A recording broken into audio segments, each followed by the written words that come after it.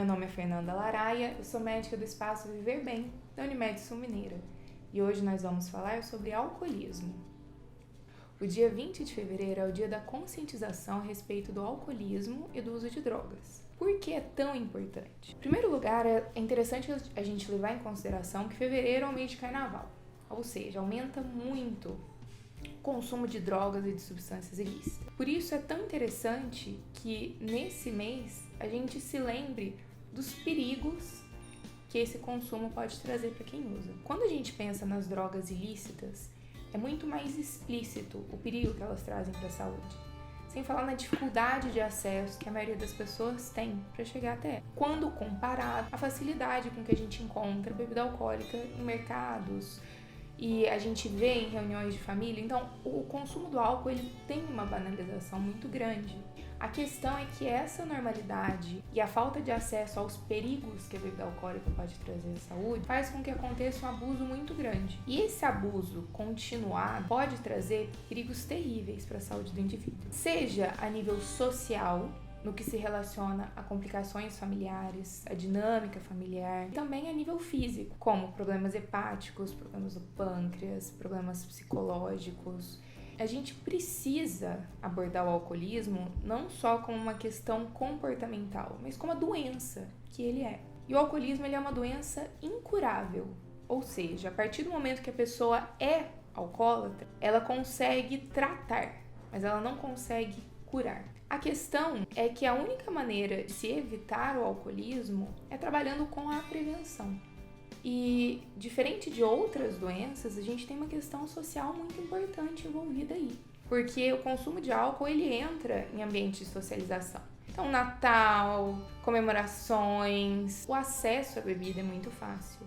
A questão é que esse consumo de forma repetida ou esse consumo de formas muito intensas começa a gerar o que a gente chama de dependência. E isso começa a influenciar no estilo de vida dela. Então a pessoa deixa de trabalhar, deixa de passar tempo com a família. E o nosso maior desafio, dentro do que se diz do alcoolismo como doença, é o alcoólatra se reconhecer como alcoólatra. E aí quando a pessoa vai se dar conta e aceitar para ela mesma que de fato é portadora do alcoolismo, pode ser tarde demais. Consumo repetido de álcool, seja ele com intervalos maiores, em doses intensas, ou doses menores diariamente, pode trazer problemas no pâncreas, pode trazer problemas no fígado, como a cirrose, pode trazer problemas sistêmicos, problemas no corpo inteiro.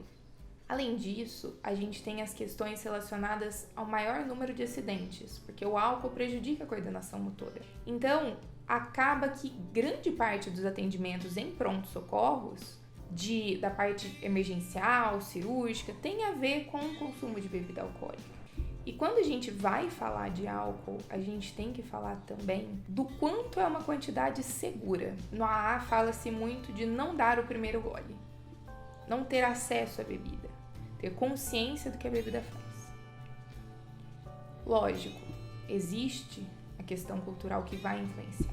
Mas então, se foi dado o primeiro gole, tenha consciência de até onde você pode ir. Então, a gente já considera que pessoas que consomem 3 doses de destilado, ou equivalente a 8 latinhas de cerveja por dia, em 10 anos vão ter um fígado cirrótico, ou seja, vão ter um fígado que não funciona. Outra questão é que cada vez mais o indivíduo que faz uso da bebida alcoólica, ele precisa de mais quantidade de bebida alcoólica para ter o mesmo efeito. Então a pessoa que começa se embriagando com uma dose, passa a precisar de 3 para ficar embriagado, de 4, de 10. E a questão da pessoa estar envolvida, não pelo sabor, mas pela experiência psicoativa da bebida, o efeito que ela traz no cérebro, faz com que a pessoa consuma volumes maiores em intervalos menores. E isso é um critério de gravidade pra gente. Então existem alguns sinais para reconhecer a si ou alguém, sendo eles: o fato da pessoa precisar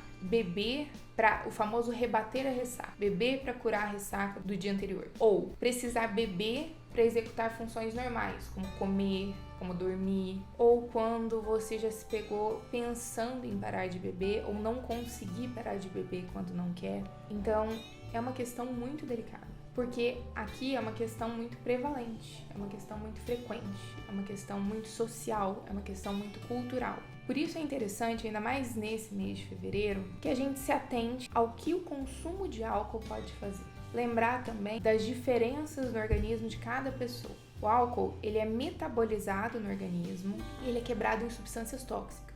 Mulheres e algumas etnias, como orientais, não têm enzimas adequadas para metabolizar esse álcool da mesma forma que outras pessoas. Então, de tudo que a gente conversou aqui, o mais importante é a gente se lembrar. Primeiro, alcoolismo é doença e é uma doença incurável. É uma doença tratável, mas incurável. O segundo ponto é que o melhor que a gente pode fazer é agir na prevenção, ou seja, tratar o alcoolismo antes mesmo que ele aconteça. Assim, permitindo que a pessoa possa desfrutar, sim, de uma bebida alcoólica com moderação em cenários sociais, mas ciente do que ela está se expondo, do risco que isso pode trazer não só a ela, mas aos familiares e à comunidade como um todo. E lembrar que muitas doenças existem, se eu não me engano, de 60 a 70 doenças diretamente linkadas com o consumo de álcool, como a cirrose, como pancreatite. E assim como o alcoolismo é uma doença, o processo de deixar de consumir bebida alcoólica, de deixar de ser um alcoolista ativo, é um processo muito desafiador e o corpo responde também à falta da bebida alcoólica. Então, neste fevereiro, vamos atentar à nossa consciência, a importância de prezar pela nossa saúde. Se você ou alguém que você conhece está abusando da bebida e está precisando dos efeitos da bebida para poder funcionar, procure um médico, procure um psicólogo. Existem outras substâncias que podem ajudar nesse enfrentamento de problemas, na sensação de bem-estar, que não vão fazer mal à saúde a longo prazo. Então lembra, hábitos de vida saudáveis, atividade física, reduzir consumo de bebida alcoólica, se alimentar adequadamente, são comportamentos e são hábitos que garantem a saúde global. Quando o tema é saúde, prevenção é o melhor remédio. Alcoolismo é uma doença e deve ser tratado com a seriedade que o tema demanda. Por isso, atente-se aos seus comportamentos e dos seus familiares e assim contribua para um envelhecimento saudável e leve. Muito obrigada pela atenção e até o próximo tema. Tchau, tchau.